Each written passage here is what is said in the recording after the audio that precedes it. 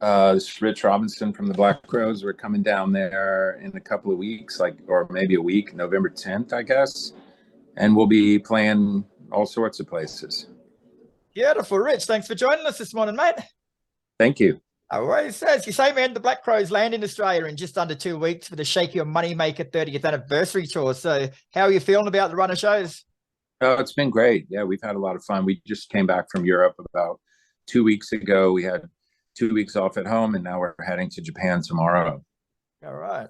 So, have you found like I know I don't want to talk about COVID too much because that's a negative, but have you found the touring since then has actually been more enjoyable because of the fact that you couldn't do it for so long? I mean, I think there's a little bit, being able to be at home for 2 years was kind of an interesting. I have never in my adult life been able to be at home for 2 years without traveling. So Is that a good thing or a bad thing? it was a good thing. I mean, it was amazing. It's a new experience. And so it was really cool. But then to be able to get in a room and play and do all this has been really cool as well. So you know, getting back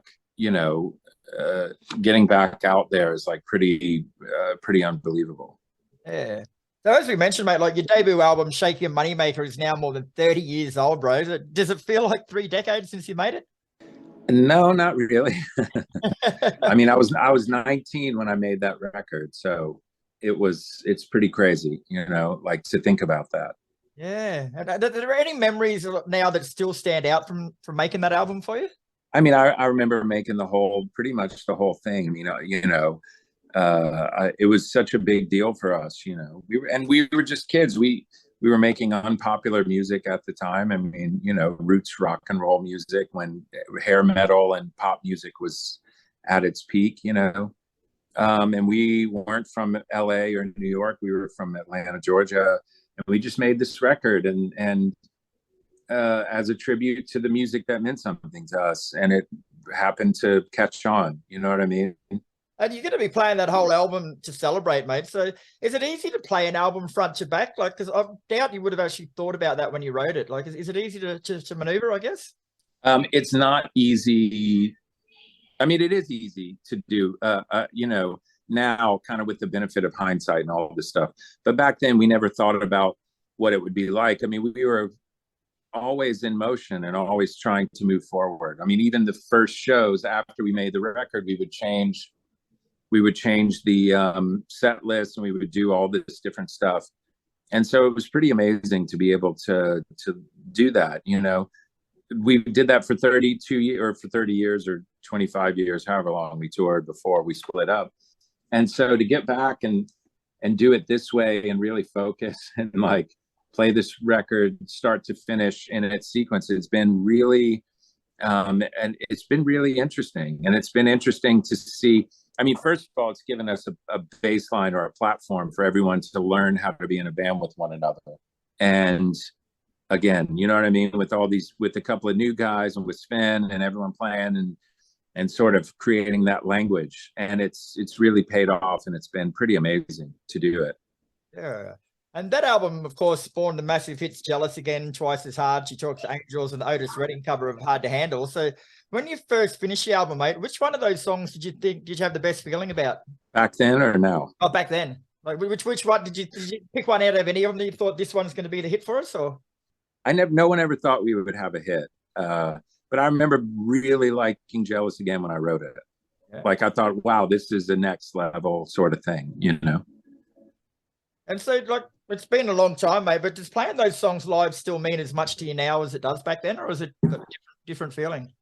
I mean, it's different because it's been so long, and I've kind of gotten away from a little bit from the person that I was when I was 19. You know what I mean? Like, you live a life and you go through life and you have this experience and you have kids and divorce and remarriage and ups and downs and travel, all the things that humans deal with in a lifetime.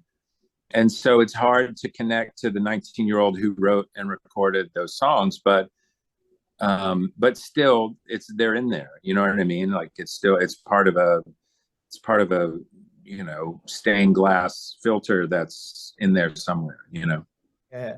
And like, speaking of ages, mate, like you actually wrote the riff for She Talks to Angels when you were 17. So I bet you didn't think at that stage you'd still be playing it when you were 50. No, I did not. I didn't think that at all. And the album's named after the classic blues song of the same name by Elmore James, but that song isn't actually on the album. So back then, why did you do that? We just thought it'd be cool. Tried a little different. You know what I mean? Like, we grew up in a more alternative mindset. Bands like REM would write songs and not have the name of the song in the, you know, or the chorus in the title of the song. I mean, it was just more to be sort of creative and like, oh, well, this is what I want to call this, and this is what we're doing, and these kinds of things. And it was more about sort of telegraphing a style of what we were than it was about sort of doing that, you know? Yeah, right.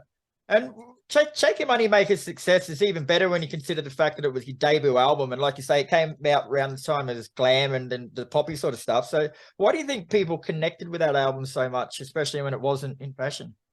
I just think it was authentic, you know? I think it was sincere. We just wrote the music we wanted to write, and that was pretty much it, you know? Like, it was genuine for us. Yeah. Why do you think people are still connected with it 30 years later then? I mean, you know, people that still cry when they hear She Talks to Angels, they're still moved by the songs. You know, it's a gift. I mean, that's why you make records, you know? I was moved that much by my favorite songs and by my favorite bands. And so to have that and pass that along, and to have some songs that I wrote mean that much to some people is pretty unbelievable, you know? Very cool. All right, Rich. Well, thanks very much for your time today. The Black Crowes are in Australia in just under 2 weeks. There's been a couple of new shows added too, because some of them sold out. So if anyone still wants tickets, they're available, mate. So thanks for your time, and we'll see you in a couple of weeks.